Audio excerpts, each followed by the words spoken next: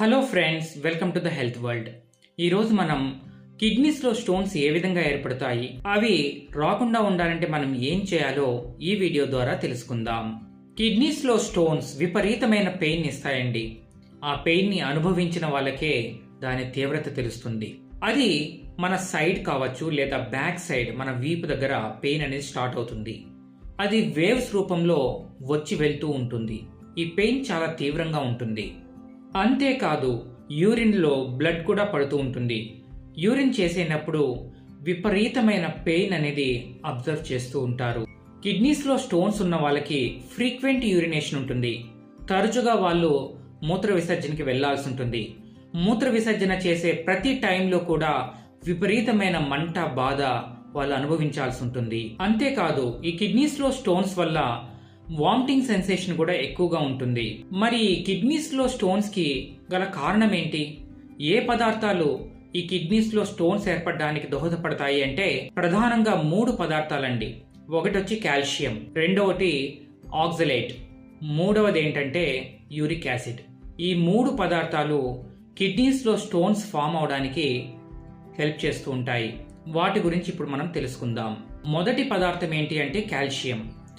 Calcium మన body అవసరాలకి చాలా ప్రధానమండి. మన ఎముకలు బలంగా ఉండాలంటే, మన హెయిర్ గ్రోత్ బాగుండాలి అంటే, మరియు మన నెయిల్స్ పెరగాలంటే కూడా ఈ కాల్షియం చాలా ప్రధానమైన పోషక పదార్థం.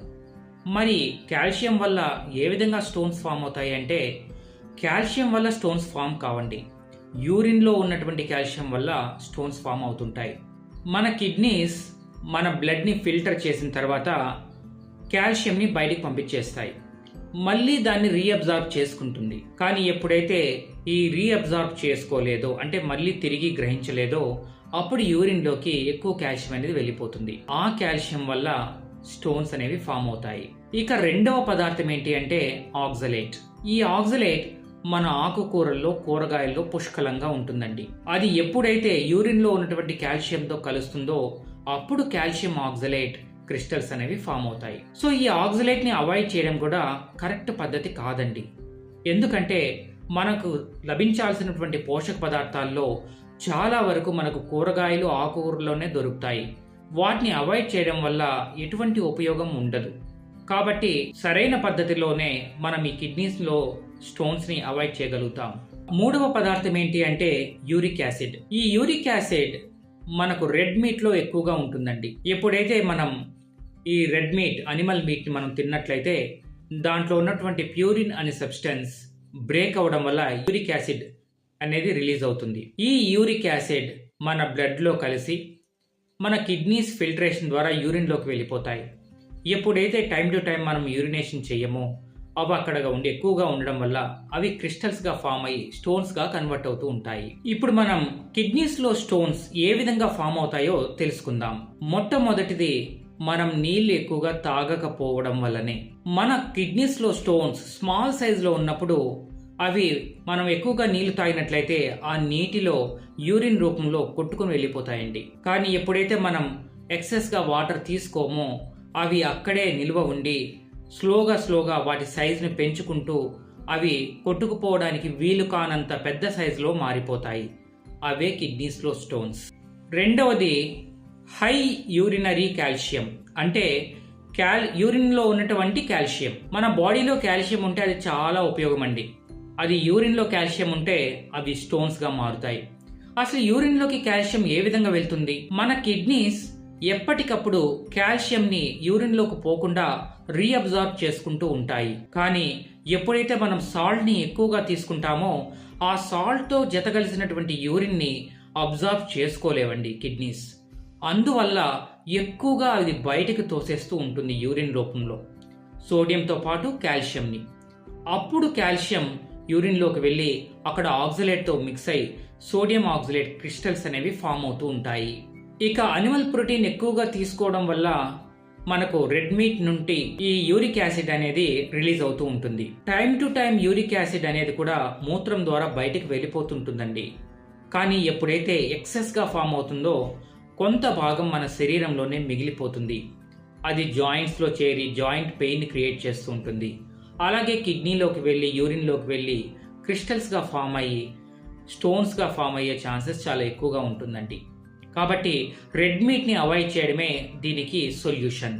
ఇక ఓవర్ వెయిట్ వల్ల కావచ్చు, ఈ ఫ్యామిలీ హిస్టరీ అంటే హెరిడిటీ వల్ల కూడా వచ్చే ఛాన్సెస్ ఉంటుంది. ప్రీవియస్గా ఆల్రెడీ స్టోన్స్ ఫామ్ అయ్యి వాటి నుండి బయటపడిన వాళ్ళకు కూడా ఎక్కువగా స్టోన్స్ ఫామ్ అయ్యే ఛాన్సెస్ ఎక్కువగా ఉంటుంది. మెటబాలిక్ హెల్త్ సరిగా లేని వాళ్ళకి కొన్ని మెడిసిన్స్ లాంగ్ టర్మ్లో తీసుకోవడం వల్ల కూడా కిడ్నీస్లో స్టోన్స్ అనేవి ఫామ్ అవుతూ ఉంటాయి. ఇప్పుడు మనం కిడ్నీస్లో స్టోన్స్ ఫామ్ కాకుండా ఏ విధంగా అవాయిడ్ చేసుకోవాలో తెలుసుకుందాం. అందులో మొదటిది ఎక్సెస్గా వాటర్ తీసుకోవాలండి. చాలా మంది ఎర్లీ మార్నింగ్ లేస్తూనే ఒక 2 లీటర్స్ వరకు ఎక్సెస్ వాటర్ తీసుకుంటారు, కానీ త్రూ అవుట్ ద డే వాటర్ని ముట్టుకోరు. దానివల్ల ఉపయోగం లేదండి. ఎర్లీ మార్నింగ్ వాటర్ ఎక్సెస్గా తీసుకోవాలి. అదే విధంగా డే మొత్తము ఎక్కువగా వాటర్ తీసుకోవాలి. దానివల్ల ఎప్పటికప్పుడు యూరిన్ ద్వారా ఈ కాల్షియం ఆక్సలేట్ కావచ్చు, యూరిక్ యాసిడ్ క్రిస్టల్స్ కావచ్చు బయటకు వెళ్ళిపోతూ ఉంటాయి. ఇక రెండవ పద్ధతి సాల్ట్ని తగ్గించి తినడం అండి. ఎప్పుడైతే మనం సాల్ట్ ఎక్కువగా తీసుకుంటామో యూరిన్లో కాల్షియం కూడా వెళ్ళిపోతుంటుంది బయటకి. సో ఎప్పుడైతే యూరిన్లో కాల్షియం రేట్ పెరుగుతుందో అవే స్టోన్స్గా ఫామ్ అయిపోతుంటాయి. కాబట్టి సాల్ట్ని ఎప్పుడైతే తగ్గించి తింటామో అప్పుడు యూరిన్లో కాల్షియం వెళ్ళిపోవడం కూడా ఆపగలుగుతాం. దాని ద్వారా కిడ్నీస్లో రాళ్ళు కూడా రాకుండా చేసుకోవచ్చు. ఇక మూడవ పద్ధతి ఏంటంటే అనిమల్ మీట్ని అవాయిడ్ చేయడం. అనిమల్ మీట్ కావచ్చు, రెడ్ మీట్ కావచ్చు, దీనిలోనే యూరిక్ యాసిడ్ లెవెల్స్ ఎక్కువగా ఉంటుందండి. ఎప్పుడైతే ప్లాంట్ బేస్డ్ ఫుడ్ మనం తీసుకుంటామో అందులో యూరిక్ యాసిడ్ ఉండదు. కాబట్టి ఈ రెడ్ మీట్ని అవాయిడ్ చేయడం వల్ల యూరిక్ యాసిడ్ని తక్కువగా మనం పొందిన వాళ్ళం అవుతాం. దాని ద్వారా స్టోన్స్ ఫామ్ అయ్యే ఛాన్సెస్ కూడా తగ్గిపోతాయి. ఇక నాలుగవ మార్గం ఓవర్ వెయిట్ని తగ్గించుకోవాలండి.